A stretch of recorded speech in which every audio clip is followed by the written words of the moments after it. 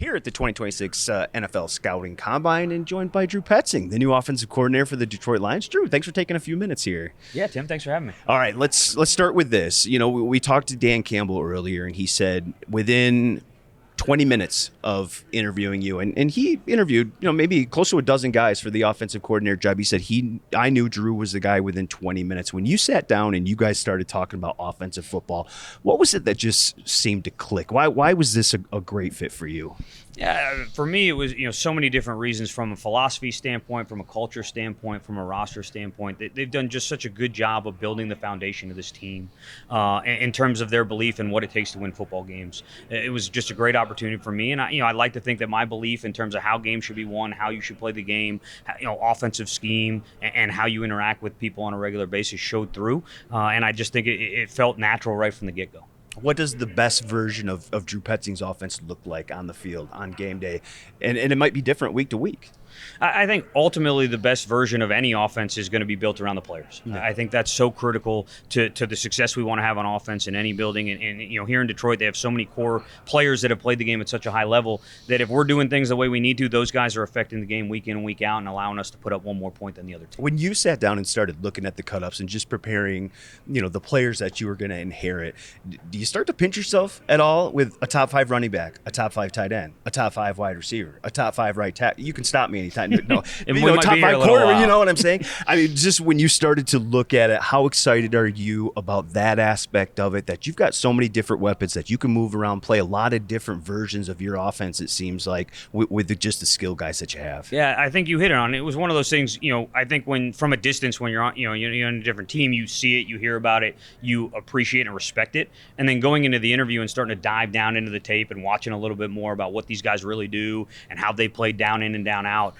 it was it was a no-brainer. It's just so impressive, the type of production they've had from so many different positions here over the last couple of years. And it speaks to the culture that Dan's built and the system that they've built here, and then what Brad's been able to do from a roster standpoint. Just really impressive. Creativity, versatility. How important are those two words in kind of offensive football and what you're about? Yeah, I think those are what the league is about. If you have to go to the same well every time to win games or produce points, we're at a point in the NFL where defenses are going to pick up on that. They're going to find ways to take it away and force you to do something else. And I think that creativity and that flexibility to adapt and be who you need to be when you want to be that is so important to winning football games. Jared Goff, I know you've had conversations with him as you guys kind of start to build this thing up.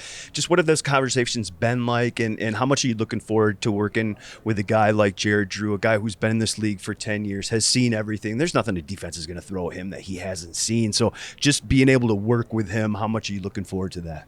Tremendously, and I think that showed through from the very first time I talked to him. Just his passion for the sport, his work ethic, the way he thinks about the game, shows through in everything he does. And, on top of that, being a great guy, someone you're going to want to be around and go to work with every day. But really just impressed with his, as you said, the knowledge of the game, the experience that he can pull from, and really his work ethic and the way he goes about his job has been really impressive. Probably the best running back tandem in the league in Detroit, and Jahmyr Gibbs and David Montgomery. Just what's your vision for how you see those guys fitting in your offense and what you can do with those two guys? Yeah, I think to the earlier conversation we were having, those two are very dynamic players.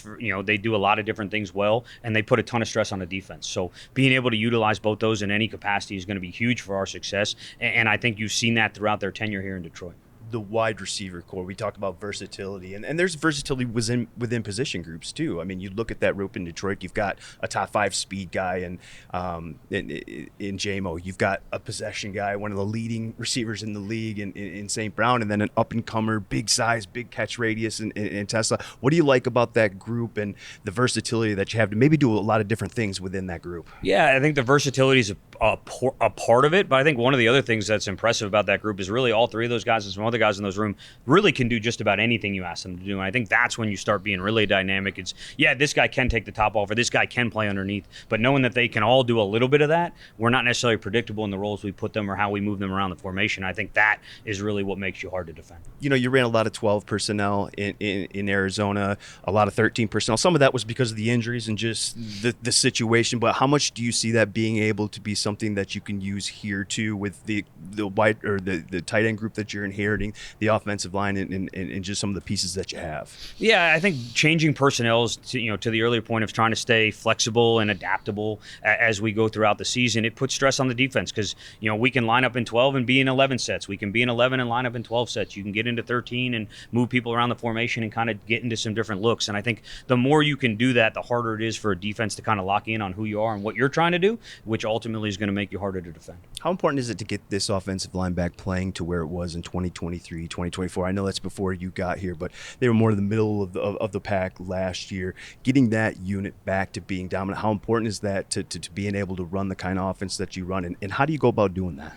I think the offensive line, regardless of what offense you want to run, is probably the key piece of any offense.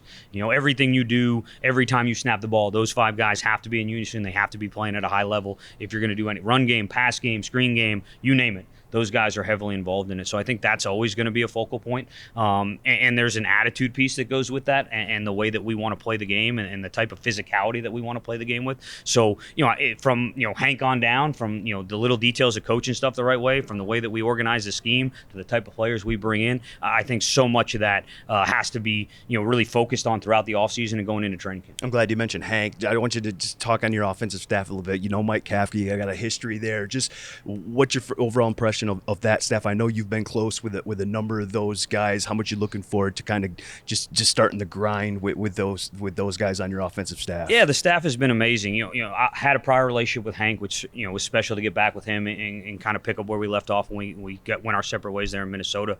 But you look at all those guys. I'm not going to name them all by name. We could be here for a little while, especially when we started going through their resumes, because they're impressive coaches who have been in some really impressive spots, who bring a lot of knowledge and a lot of personality to the offense, and are going to have a big part on who we become. I think that's really what kind of makes it exciting for me, is getting them all in the room, getting those ideas together, making sure it fits, and trying to be the best version of the Detroit Lions. The new league year starts next month at the start of free agency, but then it's a draft. And I'd be a little remiss if I didn't ask you about the combine. And we're here. What's your favorite part of this week in the combine? How much do you guys as a staff get out of this week? I think one of the best parts about this week is it's really our first opportunity to get around some of the players. You watch them on tape, you hear their names, you see some of the lists, but now it's a chance to interact with them a little bit, see what makes them tick, see what their knowledge of the game is like, see, to that point about Jared loving the game, and really you can feel that the second you talk to him. You want to feel that from some of these guys, and you want to see what they're like on a daily basis, and it's their first interview for a job, which is always kind of exciting to see how they handle that stress and that pressure,